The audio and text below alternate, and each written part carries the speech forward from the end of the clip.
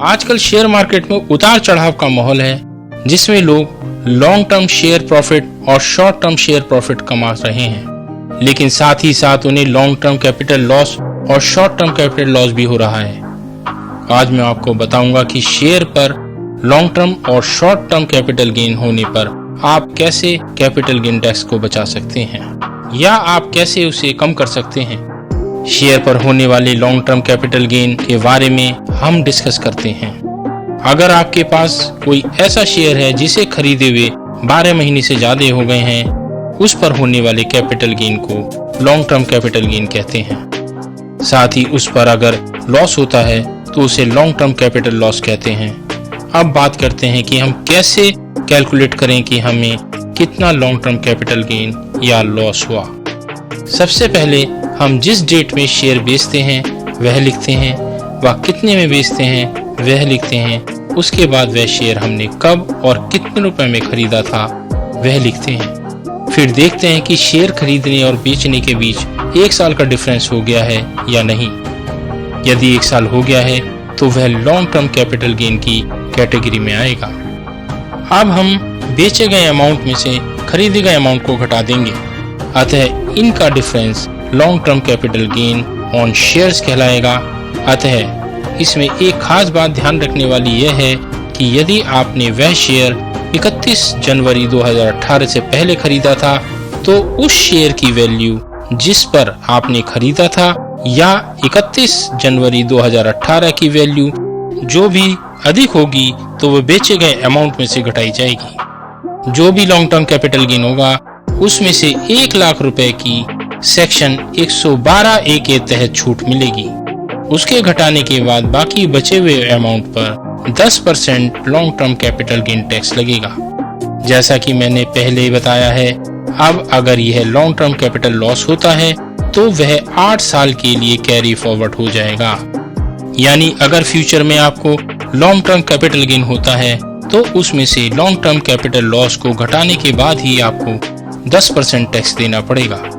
अगर आपके पास कुछ पुराने शेयर्स रखे हैं जो कि लिस्टेड नहीं हैं, तो आप वह शेयर्स जिनकी आज की वैल्यू कुछ भी नहीं है उन्हें आप किसी व्यक्ति को बेच सकते हैं। उस पर होने वाली लॉस को हम गेन से एडजस्ट कर सकते हैं। लेकिन ध्यान रखने वाली बात यह है कि अनलिस्टेड या आउट ऑफ स्टॉक एक्सचेंज में बेचने के कारण जिस पर की STT नहीं लगता है, उस पर कैपिटल गेन की कैलकुलेशन का प्रोसेस अलग होता है। उसमें खरीदे गए अमाउंट का इंडेक्सेशन होता है, अर्थात उसकी वैल्यू इंडेक्स के हिसाब से निकलकर फिर उसमें से सेल अमाउंट घटाते हैं। फिर जो लॉस या प्रॉफिट होता है उसे पहले से बताए हुए शेयर्स पर लगने वाले लॉन्ग टर्म कैपिटल गेन में से घटा देते हैं, और अगर प्रॉफिट होता है तो उसमें जोड़ देते हैं। अर्थात यदि आपने कोई शेयर 5,000 रुपए में लिए थे जिसकी आज की इंडेक्स कॉस्ट 15,000 रुपए है और वह शेयर केवल 1,000 रुपए में बेच दिए तो आपको टोटल लॉस हुआ 14,000 रुपए का। अब यह आप लिस्टेड शेयर्स में से होने वाले प्रॉफिट में से घटाकर काफी हद तक अपना long term capital gain tax बचा सकते हैं। अब जो लॉन्ग टर्म कैपिटल गेन बचा है उससे आप रेजिडेंशियल हाउस खरीदने में जिसकी कीमत आपके लॉन्ग टर्म कैपिटल गेन के बराबर या उससे अधिक है तो उस पर कोई भी लॉन्ग टर्म कैपिटल गेन नहीं लगेगा। अर्थात यदि शेयर पर लॉन्ग टर्म कैपिटल गेन कुल मिलाकर 75 लाख है, चाहे वह लिस्टेड शेयर्स पर हो या अनलिस्टेड शेयर्स पर हो, आप कोई रेजिडेंशियल हाउस जिसकी कीमत रजिस्ट्री के खर्चे के साथ 75 लाख या 75 लाख से ज्यादा हो तो आप पर 75 लाख के लॉन्ग टर्म कैपिटल गेन पर लगने वाला टैक्स 0 होगा। लेकिन इसके लिए आपके पास एक से ज्यादा रेजिडेंशियल हाउस नहीं होने चाहिए। यहाँ पर एक आवश्यक बात यह है कि शेयर्स पर होने वाले लॉन्ग टर्म कैपिटल गेन को बचाने के लिए हम long term capital gain bond में इन्वेस्टमेंट नहीं कर सकते। बॉन्ड में इन्वेस्टमेंट करने के लिए केवल long term capital gain on property पर ही छूट मिल सकती है। अब बात करते हैं शॉर्ट टर्म कैपिटल गेन और लॉस के बारे में। यदि किसी शेयर के खरीदने और बेचने के बीच का डिफरेंस 1 साल से कम होता है तो वह शॉर्ट टर्म कैपिटल गेन कहलाता है। इसकी कैलकुलेशन भी सेम होती है।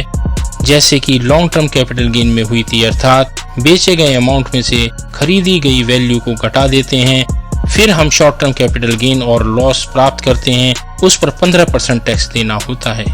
साथ ही अनलिस्टेड शेयर्स पर होने वाली शॉर्ट टर्म कैपिटल गेन और प्रॉफिट करंट ईयर की इनकम में जोड़ देते हैं। इनकम में जोड़ देने से जिस भी स्लैब में होते हैं उतना टैक्स लगता है।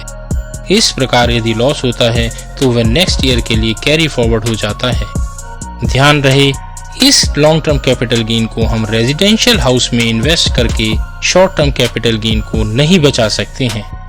शेयर्स पर लगने वाले इस शॉर्ट टर्म कैपिटल गेन से बचने का एक उपाय यह है कि सेम फाइनेंशियल ईयर में यदि कोई कंपनी बोनस देती है तो उसकी वैल्यू एक्स बोनस कम हो जाती है, उसे आप सेल कर दें तो आपको उसमें लॉस होता है, तो वैल्यू यानी loss short term capital gain से एडजस्ट होगा और आपको कम टैक्स देना पड़ेगा।